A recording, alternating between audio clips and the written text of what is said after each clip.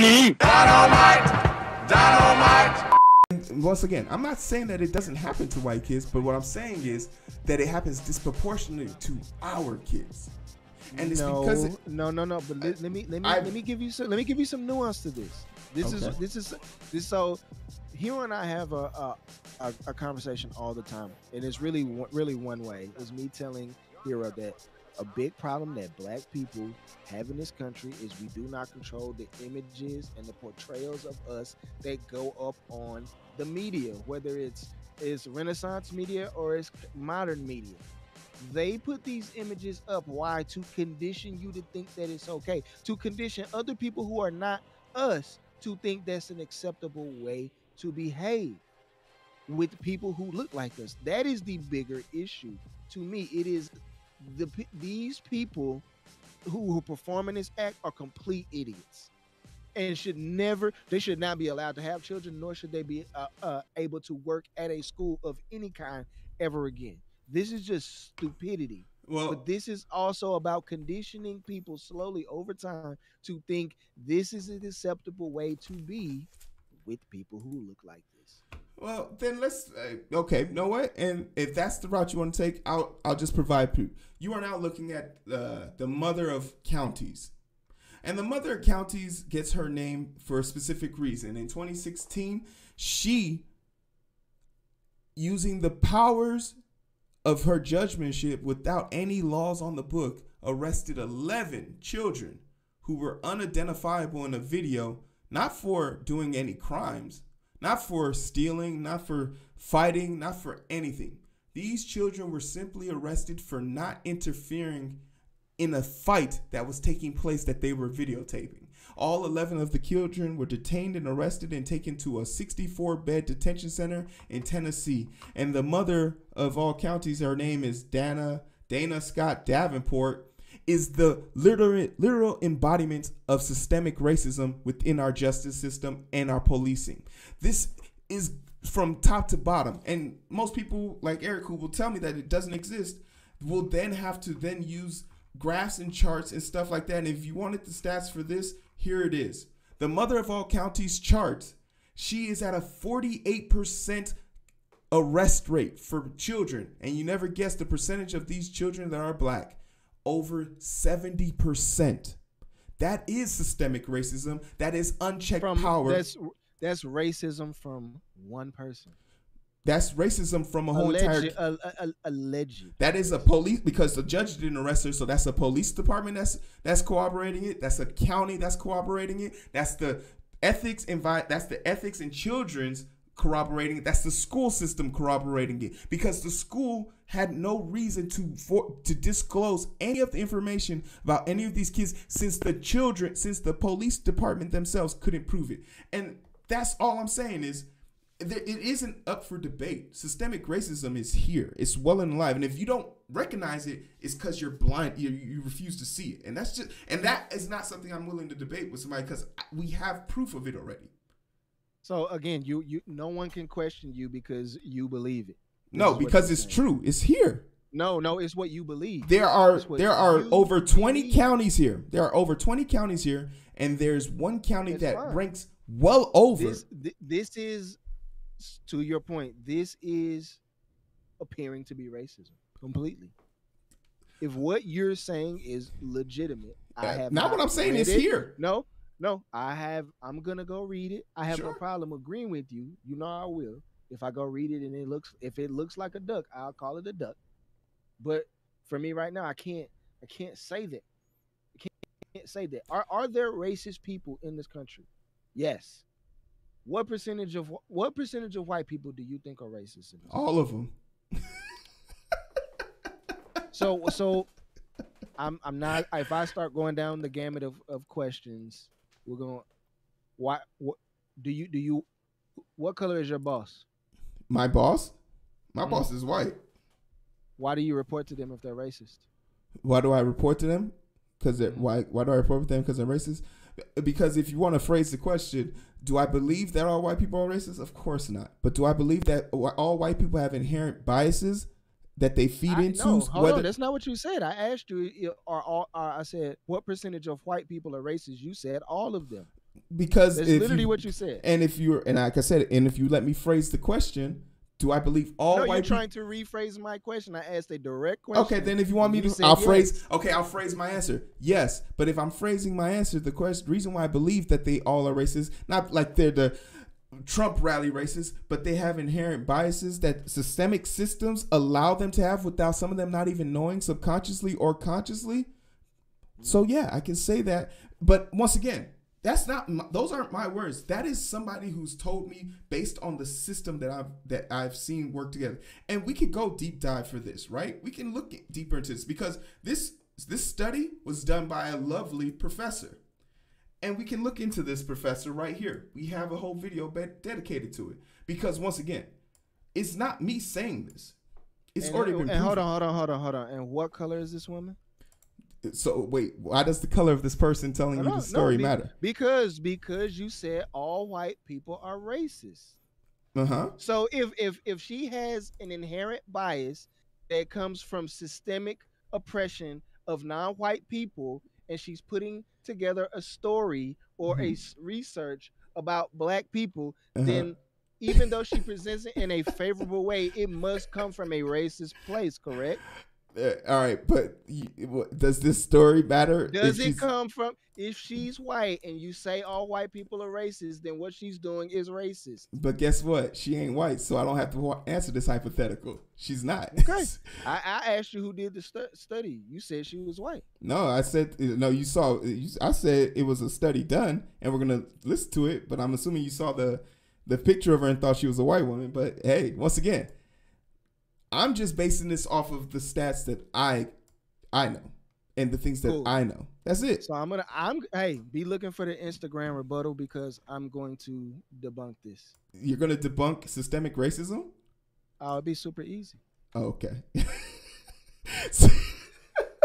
You live in Texas, my guy. Isn't that the place where they're trying to stop black people from voting right now? No, I can still vote. Oh, okay. I'll be able to vote in 2022 and 2024. What about the black people who don't live by a voting center and wanted to mail in their ballots? How many black people don't live in a metropolitan area and can't get there? Interesting. Can't take an Uber, can't take a cab. Houston had one mailing booth for the whole entire county. The Harris County, the biggest county in Texas, had only one mail-in booth. How many black people could get out and vote? Probably the overwhelming majority.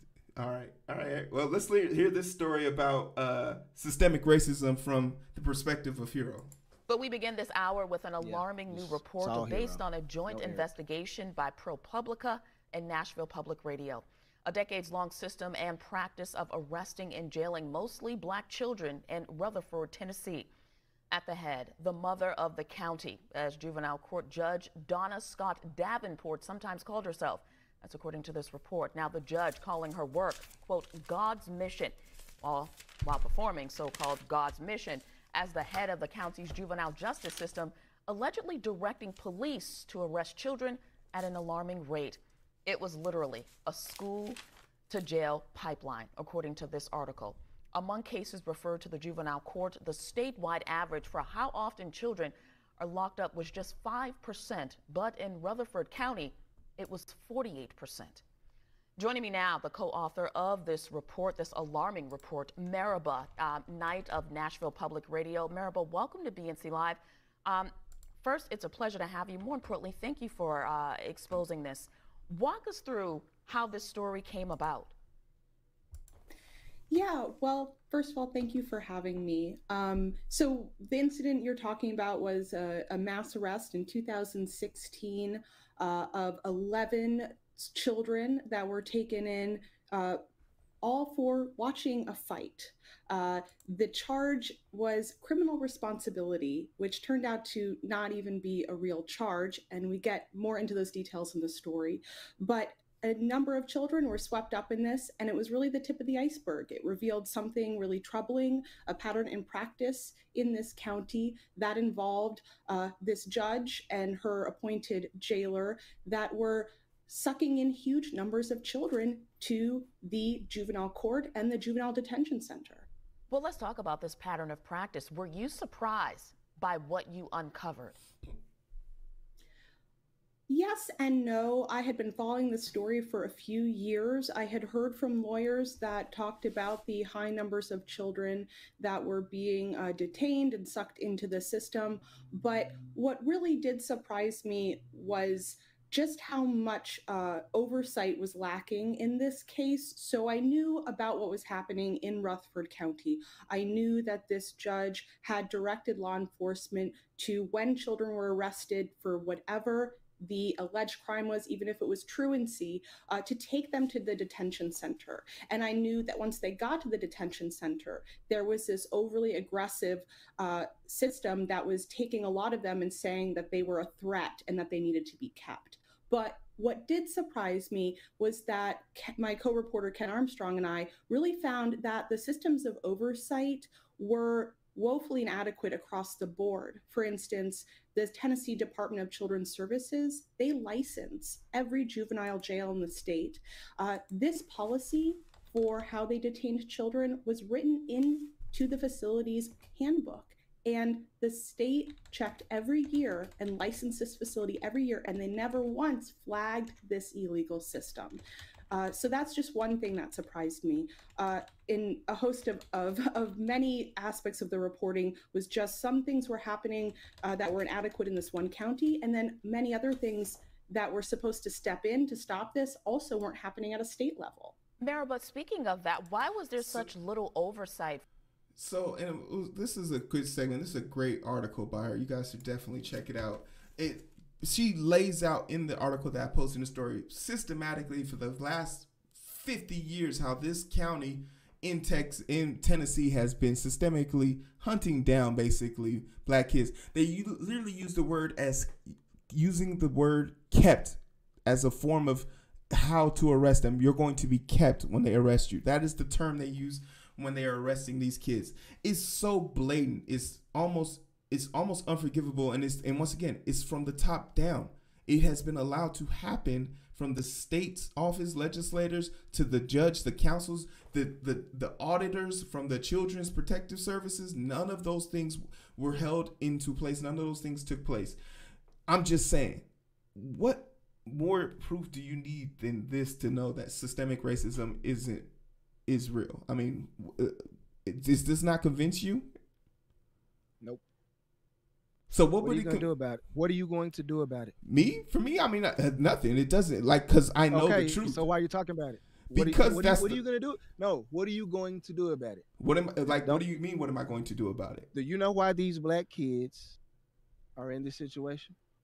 Because of systemic racism. No. Do you know why? I just told you systemic racism. No, that's not why. So why? Tell me.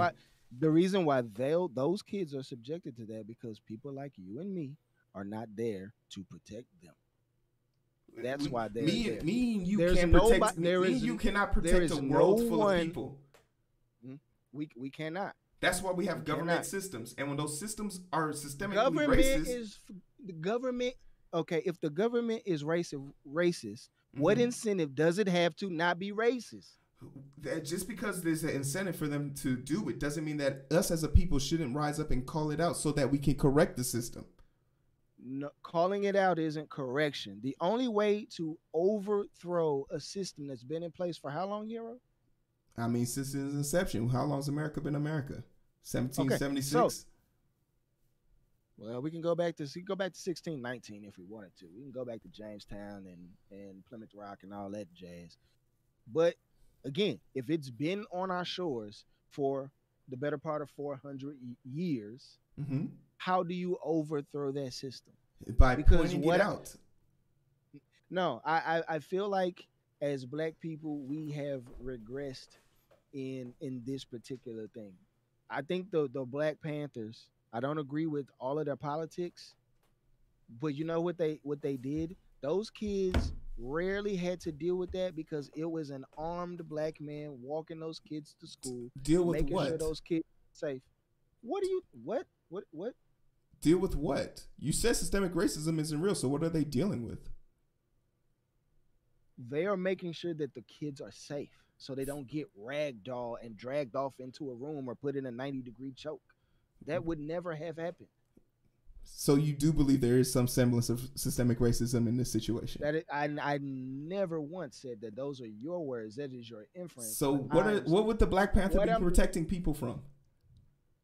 They are protecting their kids from violence. From who? From missing meals. From not having both parents in the house. There was because of what? Issues. Because of what? Yes, because of systemic racism that took money out of the ghetto, that took money and took father figures out of the ghetto, that took... No, it did not take father figures out of the ghetto. So what was the crack epidemic all about? It was, the CIA literally admitted it to it. It was about getting black men into jail. This part we will agree on. So, okay, so in that instance, isn't that a form of systemic racism? When the government literally says we were trying to get people into jail of a certain color and demographic. What they were trying to do was quell the rise of a black messiah. That's what they wanted. That's where actually. I feel like you're just avoiding. I don't know why this is such a hard thing for you to, like, black people were treated badly. Like, I don't know. Black people by a system. Hold on. Listen for a second. Black people at this point, we know all this. So the hell what? So what? Get over it and do something about it. And running your mouth ain't doing nothing about it. It's building better communities. The government's never going to come and save us. At this point, black people need self-determination, not whining and finger wagging.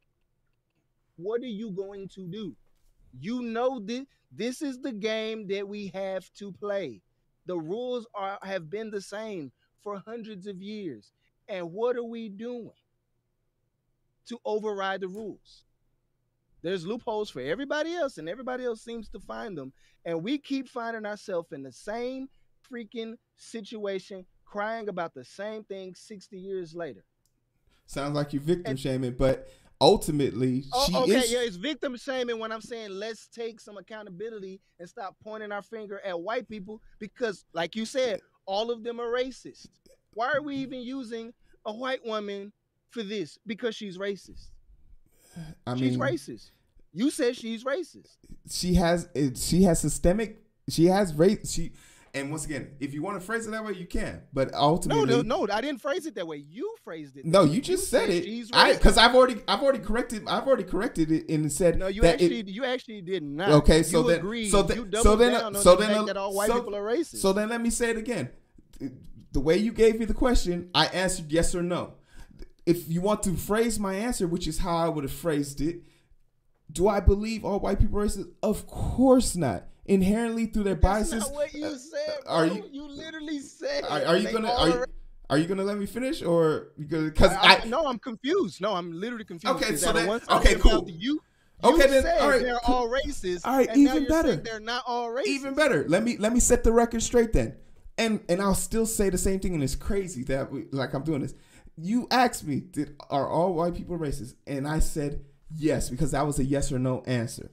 Now I said, if you want me to set my answer and set it up the way I would prefer it to be given to me, this is how I would say it. But that's not how once again, I'm just telling, you're confused. I'm trying to help you out. I am basically telling you that the systems designed by this country give them an advantage and a bias that they have. Whether knowingly or unconsciously, they are part of it. Now, am I saying that they're all these rah-rah QAnon Trump, go lynch them? No, obviously not. But they do benefit from the inherence of that system. So, question. So they're not full racist. They're just kind of racist. I mean, if that's how you want to say it. No, I'm asking because all right, then can I phrase? And then you were kind of trying to reform my question so that you could present nuance when I asked you. And actually, this is a question I asked you. And anybody who's watching this, go back and watch. What percentage of white people would you say are racist? And you said all of them. Mm-hmm. So are they a little racist? Are they big racist? Are they mother of the county racist? Are they Maribonite racist? This is the nuance of the situation. Do you benefit from a privilege that you're not aware of? And if you can say yes, then that means at least you're aware of your privilege, and that puts you. I don't know what privileges I have, so I'm gonna say no to that. All right, well, I'm here to tell you, you do have certain privileges as a man, so that happens here. I don't know what privileges I have. Well, that anybody else in this country doesn't have. We can definitely talk about that, but the thing that I really love about this segment is that she actually does come up with some answers and some ways that we can solve this situation. Children that were arrested, not the ones that I said though, because those put all the accountability on black people. A number of them had money earmarked for counseling, and they went through it, and they needed it. They had bad dreams. They didn't want to go to school. They were afraid that they'd be picked up by the police at any time. And we wonder why communities of color have such fractured relationships with police. Well, this is an instance where the first encounter they have with them is being taken out of their classroom and put in handcuffs. I mean, just how terrifying, Another young man we spoke with who was a plaintiff in the class action lawsuit that was brought against the county, Dylan, he was arrested when he was 15. He had never been arrested before. He should not have been kept, but he was kept for 4 days. He was denied his lithium. He was diagnosed as bipolar and had taken daily medication. He didn't get it. When he got out, he tried to commit suicide 3 times in the following year. He had never tried to kill himself before, but when he got out, he was on a completely different track. So the ramifications and the impact are broad. They can range from things like being scared, having anxiety attacks, bad dreams, to suicidal ideations and attempts. It's really. And that's how you do it. You get the money. You take the money from these people. That's as simple as it is. They have unlimited money. You take the money from them, and that's why the whole motion for defunding these type of situations doesn't give them the power to do it. Because if there's no power or no money to be made there, then there's nothing they can do to us. Because we know that they do all of these things because they have the money. That's it. $11 million. If it was $110 million, they would have felt that. $11 million didn't put a dent in their coffers, and it still does not absolve us as a group of people from making sure that as many kids as possible never get in that situation in the first place, because they know that they have protection, legitimate protection. Protection from what? Our communities are fractured from violence. Our communities are fractured. Who introduced our communities to violence? Human beings are naturally violent. What are you talking about? I don't think so. Yeah. I mean, says the person who played a violent sport for. You see how you use the word play? That disarms the word immediately. I played. You played is because it's a game. Yeah, so it can't be. So it wasn't a violent game then. There was nothing. It is. Nothing. And please don't make me pull up things where you've talked about how violent of a sport. There's nothing. It was nothing violent about it to me. It was a game. Anecdotal, but the overwhelming majority of people who have played it, these are your peers, these are your contemporaries, say the game is violent. Nah. Yeah, it's nothing violent about it. Maybe not for somebody who's 6'5", 330 pounds and gets paid to wallop people as hard as possible. You probably want to know what's violent? Want to know what I would call violent? Rugby. Yeah. Rugby, where there's no pads, there's no equipment, no helmets. I love rugby. That's violent. Football is very passive. It's very passive. New football is. Yeah, and I played. I played new football. I don't want to pivot. I don't want to pivot too hard, but the fact remains is, at this point, what I don't like, and this is just me. This is me saying what I don't like. I don't like what's happening to our kids. You and I both agree with that. What I would like to see is legitimate care and concern, and I honestly think it starts with the men in the community. Look, there's a woman who put out a report. There's a mother on TV crying for her kids. Where the hell are the men? Where are we? What are we doing?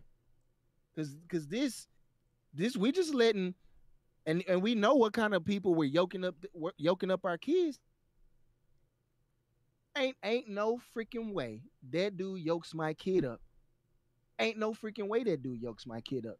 Because as soon as he walked out of the door. That would have been it for that dude. That would have been it. And you know what?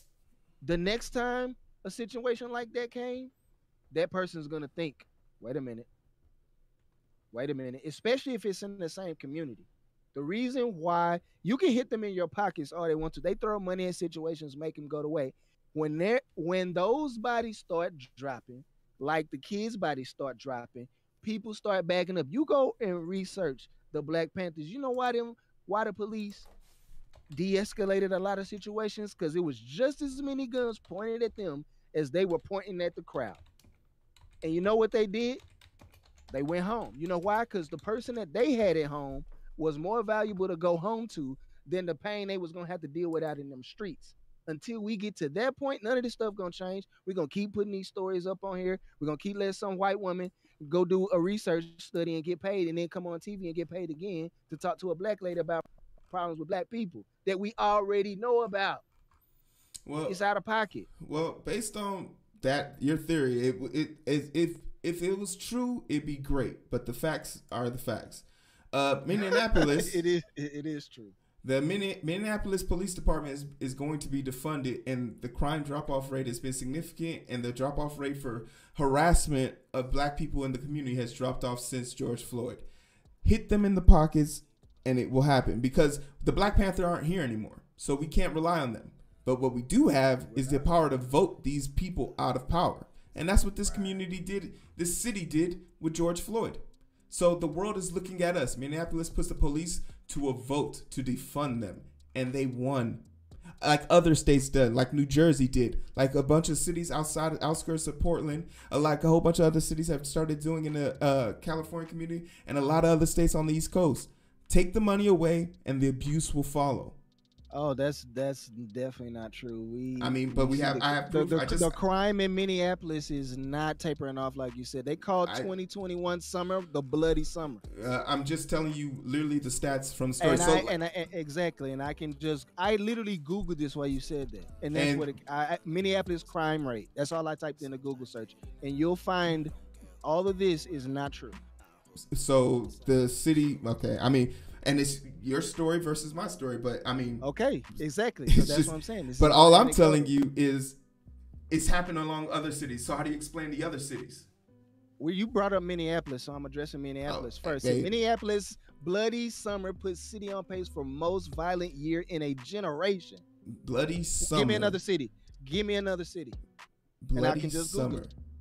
Like, that means the past, not the new one, the current one. No. 2021. You said 2020 just now. That's all. No, I did not. I said 2021. All right. Well, hey, the story that I have up here says otherwise. That the police, when they leave, things will be better off for this city, and it will be for black people. That's what they hope. No, I think they have it pretty much figured out, because once again, they're not doing this as the first people. They're doing this as a continuation. Defunding the police is something that needs to happen. It just has to happen. If we want to stop police from being brutal dictators on our streets, we gotta take away their pretty choices. But I mean, we can catch the five, but it's so hard to find through the daily grind. Been working overtime, and I'm sleep deprived. Shorty on my line, and we fuss and fight. Seems like every night. Don't care who's wrong or right. I hope the end is sight. Slow it down.